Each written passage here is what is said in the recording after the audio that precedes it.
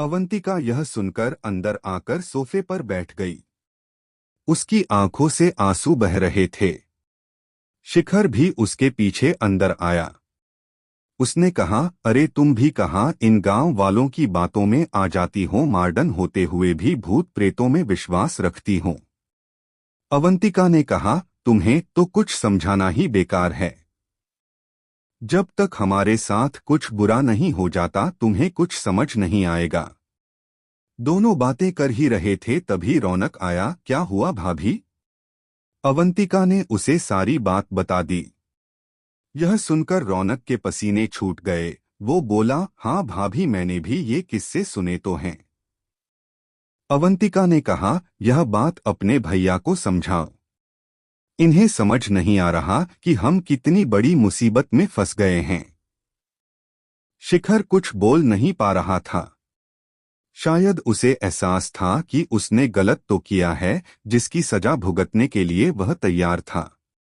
शिखर ने कहा, चलो तुम दोनों की बात मान लेते हैं, लेकिन अब करना क्या है? अवंतिका जैसे बस यही सुनना चाहती थी। उसने तुरंत कहा, सबसे पहले इस गाड़ी को ठिकाने लगाओ, या तो इसे बेच दो, कहीं ले जाकर आग लगा दो।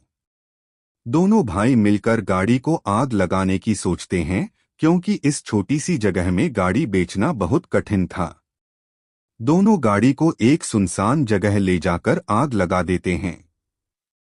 शिखर अपनी कार को जलते हुए देखकर रो रहा था, लेकिन रौनक ने उसे समझाया, भैया हम सही सलामत रहे तो इससे बड़ी गाड़ी खरीद लेंगे।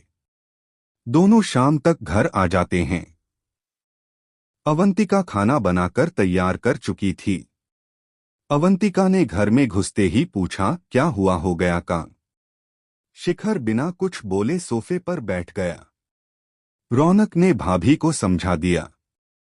अवंतिक बोली, चलो मैंने खाना बना लिया है, आप लोग फ्रेश होकर आ जाओ।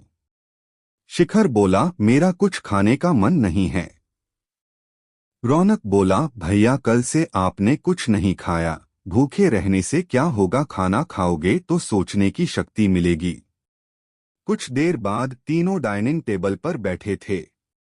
खाना खाने के बाद शिखर और रौनक दोनों छत पर टहलने चले जाते हैं, क्योंकि अवंतिका ने बाहर जाने के लिए मना कर दिया था। शिखर और रौनक दोनों छत पर घूम रहे थे। अचानक शिखर की नजर पहाड़ों के बीच में उस रास्ते पर जाती है जो जंगल को जाता है। उसे देखकर शिखर चिल्लाने लगता है, मैंने कुछ नहीं किया, मुझे छोड़ दो, मुझे छोड़ दो। रौनक उसे संभालता है, भैया क्या बात है, क्यों चिल्ला रहे हो? शिखर कहता है, वो मुझे बुला रहा है, वो मुझे मार देगा। रौनक उस ओर देखता है, भैया वहां कोई नहीं है, आपको वहम हो रहा है। लेकिन शिखर बार बार चिल्ला रहा था। उनकी आवाज सुनकर अवंतिका भी ऊपर आ जाती है। अवंतिका को देखकर शिखर जोर से चिल्लाने लगता है, अवंतिका तुम्हें पता है न, मैंने जानबूझकर कुछ नहीं किया, इन्हें रोक लो, ये मुझे लेने आए हैं। अवंतिका बोली, शिखर वहां कोई नहीं है, तुम्हें क्या दिख रहा है? रौनक, इन्हें नीचे ले चलो। रौनक किसी तरह शिखर को नीचे लेकर आता है, उसे सोफे पर बिठा देता है। शिखर सर झुकाए बैठा था। रौनक ने कहा, भैया क्या दिख रहा था, कौन था वहां? शिखर कुछ नहीं बोल रहा था। अवंतिका भागकर किचन से पानी लाई, उसने शिखर को पीने के लिए पानी दिया। शिखर ने पानी पिया और फिर बताना शुरू किया। शिखर ने कहा, मुझे वहां जंगल के रास्ते पर वही आदमी दिखाई दिया, उसके पीछे दो काले साए और थे, वो मुझे घूर रहा था। उसकी लाल लाल आंखें देखकर मैं डर गया, वह बहुत गुस्से में था। उसने मुझे देख लिया है, अब वो मुझे नहीं छोड़ेगा। रौनक ने कहा, भैया वहां कोई नहीं था, मैंने भी देखा था, आप कल सो नहीं पाए हैं इसलिए आपको यह सब वहम हो रहा है। अवंतिका और रौनक मिलकर शिखर को समझा रहे थे, लेकिन शिखर ने जो कहा उसे सुनकर दोनों के होश उड़ गए।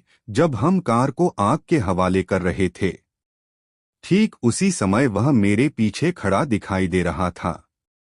मुझे ऐसा महसूस हुआ, लेकिन मैंने सोचा कि यह मेरा वहम होगा।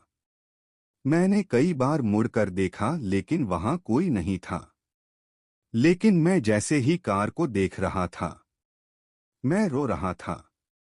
वह मेरे पीछे खड़े होकर हंस रहा था, जैसे उसका बदला पूरा होने वाला है। रौनक ने शिखर को कहा, लेकिन भैया मैं भी तो आपके साथ खड़ा था, मुझे तो कुछ भी महसूस नहीं हुआ। शिखर ने कहा, तुम इस सब में शामिल नहीं थे। गुनाह मुझसे हुआ है, सजा मुझे मिलेगी। रौनक, तुम एक काम करो, अपनी भाभी को लेकर मुंबई चले जाओ। मेरे साथ जो होगा मैं सह लूंगा। यह सुनकर अवंतिका रोने लगी। उसे रोता देखकर रौनक ने कहा, भैया हम आपको इस मुसीबत में छोड़कर कहीं नहीं जा रहे हैं। जो भी होगा हम सब मिलकर उसका सामना करेंगे। मैं कल माली काका से मिलकर इस समस्या का हल ढूंढने की कोशिश करता हूं।